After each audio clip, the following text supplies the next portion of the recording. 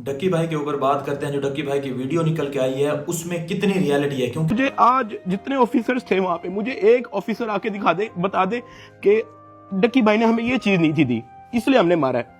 वो तफ्तीश के अंदर इस जगह कोऑपरेट नहीं था करा, इसलिए हमने मारा है। दो तरह के टॉपिक्स अभी भी डिस्कस हो रहे हैं कि अभी भी डक्की को यूज किया जा रहा है और आगे भी ये यूज किया जाता रहेगा। और डक्की ने कहा है कि मैं पाकिस्तान छोड़ के नहीं जाऊंगा। मुझे कुछ इंपॉर्टेंट चीजें जो मैंने यहाँ पे निकाली हैं, एक तो सबसे पहले जो है आपको जानना होगा कि पाकिस्तान डेमोक्रेटिक कंट्री है।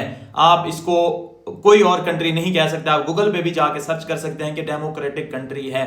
और दूसरा जो कुछ इंपॉर्टेंट चीजें हैं, और मेरा पॉइंट ऑफ व्यू क्या है, बेसिकली वीडियो तो सबने देख ही ली होगी, ऑलरेडी जो है नंबर 1 पे जा रही है और इतने मिलियंस में उसके व्यूज आ गए हैं। तो अब मैं आपको एक बात तो क्लियर कर देना चाहता हूं कि डक्की भाई मुल्क छोड़ेगा। अभी वो कुछ भी कहता रहे कि मैं नहीं छोड़ने वाला, ये है यहां रहूंगा, लेकिन वो जिस तरह का बंदा है वो आप बाकी यूट्यूबर्स को भी देख लें जो नहीं पकड़े गए, वहीं पे आप देखें टिकटॉकर्स ने जो है इन गैम्बलिंग बैटिंग ऐप सबको जो है सबसे ज्यादा प्रमोट किया, वहीं पे डक्की ने भी उन्हीं जितना किया होगा, उससे ज्यादा तो नहीं किया होगा। तो वो नहीं पकड़े गए, वो चल फिर रहे हैं, तो डक्की उनसे बेहतर है, ये मुझे भी पता है, ये पढ़ा लिखा है और ये आने वाली नस्लों के लिए इस तरह से जरूर सोचेगा। अंदर ही अंदर जो है कुछ ना कुछ ये बाहर शिफ्ट होने का लाजमी करेगा, मुझे जहां तक लगता है। अभी कुछ भी वो कह रहा हो, अभी कुछ भी वो बात कर रहा हो, वो अलग बात है। एक बात हो गई ये, मुझे लगता है ये पर्सनली, ये हो सकता है वो ना भी छोड़े, लेकिन मुझे लगता है कि वो जो है कुछ वक्त के बाद जो है ये डिसीजन लेने वाला है। तो अब जो है एक बात हो गई ये। दूसरी एक इंपॉर्टेंट बात आपको इसमें से क्या सुनने को मिली कि क्रिप्टो में सबसे, क्योंकि हम क्रिप्टो में बात करेंगे कि क्रिप्टो में इस तरह का जो सेम सीन हुआ है, तो बहुत से लोग मुझसे ये पूछ रहे हैं कि उसका जो $3,26,000 था वो रिकवर हुआ कि नहीं हुआ, एक अरसलान मलिक का और इसका। अभी तक मेरे जो इंफॉर्मेशन में है, जो मुझे पता लगा है कि वो अभी तक रिकवर नहीं हुआ। अभी चल रहा है, हो जाएगा रिकवर, हमें उम्मीद है, क्योंकि वो जिस तरह की बातें कर रहा है बिग ब्रदर की, तो वो बिग ब्रदर जो है जाहिर बात है अगर उसके पास इतनी पावर है वो इसको निकाल भी सकता है वहां से, तो जाहिर बात है कि उसकी जो पैसे हैं वो भी जो है रिटर्न हो जाएंगे, लेकिन अभी तक मेरे जो इंफॉर्मेशन में है वो नहीं हुए। उसके बाद जो है बाकी एक बात देखें कि फैमिली ही इंपॉर्टेंट होती है, और यही चीज आपको समझने वाली है कि अगर आप अभी स्ट्रगलिंग फेज में हैं या कुछ भी कर रहे हैं, तो उसमें जो है भीड़ इकट्ठी करने से अच्छा है कि आप फैमिली के साथ खड़े रहें और फैमिली को टाइम दें। क्योंकि जब कोई मुश्किल आती है, ये एक मुश्किल है कि आप जो है इन चीजों में फंस गए हैं, दूसरी एक मुश्किल होती है सेहत की, कि आपकी हेल्थ खराब हुई तब भी आपके साथ फैमिली ही खड़ी होगी।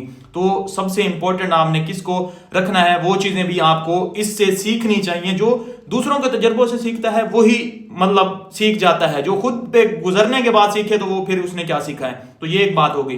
दूसरी बात ये है कि ये जो चीज डक्की के साथ हुई है ये मेरे साथ होती होती रह गई थी, तो मैंने इस वीडियो को कंप्लीट इस वजह से देखा है ताकि ये मुझे प्रोसेस समझ आ जाए कि ये अंदर खाने अगर डील्स होती हैं या इस तरह से जो है ट्रीट किया जाता है, तो ये किस तरह से इससे निपटना होता है। डक्की की लाइफ हमारे लिए जो है एक तजर्बा है। और बहुत से लोग अभी भी कह रहे हैं कि डक्की भाई को हो सकता है कि किसी रिजॉर्ट में रखा गया हो, उसको मारा ना भी गया हो। मैं आपको भाई लोगों को बता देना चाहता हूं कि मर्द कभी भी ऐसे रोता नहीं है, या तो वो अपनी पसंदीदा औरत के लिए रोता है, या वो तब रोता है जब उसके साथ इतना कुछ किया जाए कि वो अपने आप को हेल्पलेस महसूस करे, उसके आगे उसको कोई रास्ता नजर ना आ रहा हो, तो तब उसकी आंखों से आंसू आते हैं। मर्द ऐसे जल्दी नहीं रोता।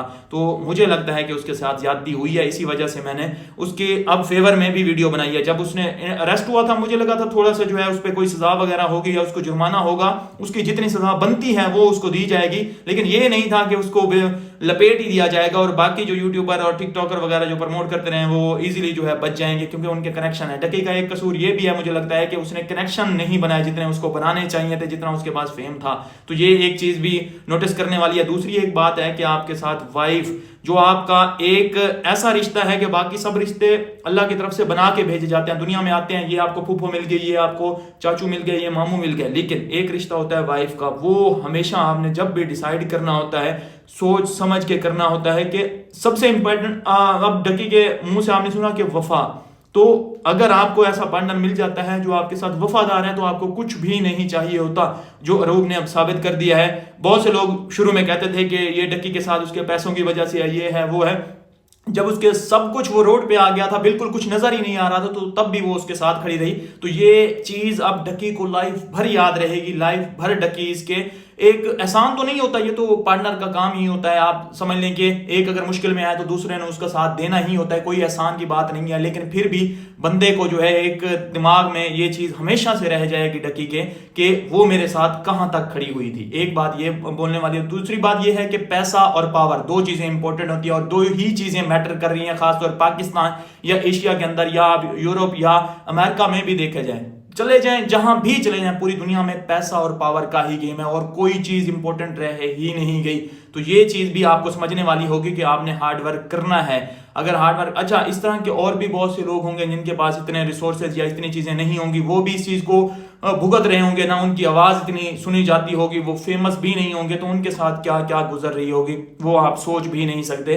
तो इस ये कहना कि अब डकी को कहीं पे रखा गया होगा, ये है, वो बातें मैटर नहीं करती। वो उसकी स्टोरी क्या है उससे आपने सीखना है और उस चीज को आपने जो है इस वे में यूज करना है कि अगर आने वाले वक्त में जो है आपके साथ भी ऐसा कुछ होता है तो किस तरह आपने उसको बेयर करना है, बर्दाश्त करना है और किस तरह से जो है आपने चीजों को लेके चलना है। तो ये कुछ चीजें थी जो मैं चाहता था। बाकी क्रिप्टो के हवाले से एक चीज मैं आपको बता देना चाहता हूं कि डकी क्या बता रहा था, मेरा बैंक अकाउंट, उसकी वाइफ का बैंक अकाउंट, उसकी अम्मी का बैंक अकाउंट, उसके भाइयों का बैंक अकाउंट, उसके दादा का भी बैंक अकाउंट, उसके अब्बू का भी बैंक अकाउंट, सारे के सारे 1 मिनट के अंदर फ्रीज हो गए और वो किसी के पास मतलब वो पैसे दे भी नहीं सकते थे, अपनी जमानत के लिए भी पैसे नहीं दे सकते थे। अगर उसके बाद यही क्रिप्टो होती, आप कहेंगे क्रिप्टो तो थी ही सही, उसके पास उसने दे दी, अगर वो मार बर्दाश्त करता था, क्रिप्टो ना देता तो उसकी क्रिप्टो वो फ्रीज नहीं कर पा रहे थे। क्रिप्टो उनके हाथों में ही थी, वो खुद ने ट्रांसफर किए तब हुई। लेकिन ऐसा नहीं था कि उसने ऑर्डर किया और बगैर डकी की परमिशन के जो है उसके बैंक अकाउंट फ्रीज हो गए। तो इस तरह से क्रिप्टो में ये चीज जो है हमें फ्रीडम देती है कि जब तक हम खुद अपने हाथों से रजामंदी से या डर के नहीं करते तो एटलीस्ट हमसे कोई ले नहीं सकता। ये चीज भी क्रिप्टो हमें जो है फ्रीडम देती है। डिसेंट्रलाइजेशन इसी चीज का तो नाम है और बैंक्स जो है मिनट में फ्रीज हो जाते हैं। तो ये चीज भी समझने वाली है, इस चीज को भी आपने नोटिस करना है। और इससे मैं ये नहीं कह रहा कि आप जो है अपना सारा का सारा उसमें रूल रेगुलेशन में टैक्स में आपने रह के जो है आपने फ्रीडम हासिल करनी है और उस चीज को फॉलो भी करना है, आपका रिकॉर्ड भी होता है। लेकिन बहरहाल आपके पास प्राइवेट पैसा आपका वो रह सकता है, जिस तरह से कैश अगर आपके पास है तो कैश ही बचता है एट द एंड। अगर इस तरह के कोई इशू बनते हैं तो क्रिप्टो भी वो आपके पास बचती है एट द एंड। वो भी आपसे तब बंदा ले सकता है जब फिजिकली आके आपको जो है गन पॉइंट पे या जबरदस्ती ट्रांसफर करवाए, तब आपसे निकाल सकता है। ऐसे जो है आपका कुछ नहीं बिगाड़ा जा सकता अगर आपके पास क्रिप्टो है तो ये कुछ चीजें थी जो मैंने जो है इस वीडियो से सीखी हैं। मजीद मजलूम के साथ खड़ा होना है, जिसके साथ नाइंसाफी हुई है, हमें इस्लाम यही सिखाता है, उसके साथ खड़ा होना है। तो जो लोग अगर उसके अगेंस्ट अभी भी बोल रहे हैं तो उसने, मैं सबसे पहले कहूंगा कि उसने वीडियो शुरू करते ही माफी मांगी है। तो हमारा दीन भी हमें यही सिखाता है कि जो माफी मांग रहा है, जिसको ये चीज रियलाइज हो गई है, तो उसको माफ कर देना चाहिए।